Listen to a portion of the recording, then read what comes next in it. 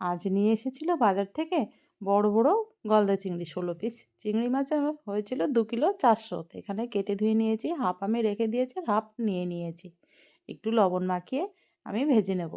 এখানে এখন আমি হলুদ দেবো না চিংড়ি মাছগুলোয়। তো এবার দেখো আমার ভাজা হয়ে গেছে চিংড়ি মাছগুলো। এবার আমি চিংড়ি মাছগুলো এক এক করে তুলে নেব।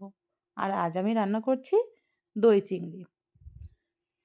চিংড়ি মাছগুলো আমার ভাজা হয়ে গেছে, তুলে নিলাম। এবার আমি সেই তেলেই দিয়েছি 4টে এলাচ আর একটু দারচিনি আমি ফোড়ন দিয়েছি। আর দিয়েছি আমি শুকনো লঙ্কা ফোড়ন দিয়েছি। আর এখানে পেঁয়াজ, আদা, কাঁচা লঙ্কা আর একটু রসুন আমি মিক্সার করে রেখেছিলাম, সেটাও আমি দিয়ে একটু মশলাটা কষে নেব। এবার দিয়ে দিলাম একটু স্বাদ মতো নুন। নুনটা তো দিতেই হবে, নুন ছাড়া কিন্তু কোনো তরকারি কোনো স্বাদ লাগে না।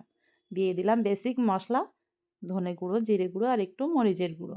এখানে দিয়েছি আমি একটু পোস্ত বেটে রেখেছিলাম, সেটাও দিয়ে আর একটু ভালো করে আমি কষে নেব। মশলাটা আমার প্রায় কষা হয়ে গেছে। এবার আমি এখানেই দিয়ে দেবো টক দই। এখানে 150 গ্রাম টক দই নিয়েছিলাম, টক দইটাও ভালো করে ফেটিয়ে নিয়েছিলাম।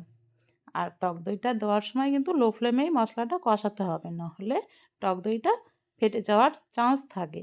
দিয়েছি একটু হলুদ গুঁড়ো, দিয়ে আর একটু কষে নিয়ে মশলাটা আমার কষানো হয়ে গেছে। এবার আমি দিয়ে দিলাম একটু জল, মিক্সার ধোয়া জলটা আমি দিয়ে দিলাম।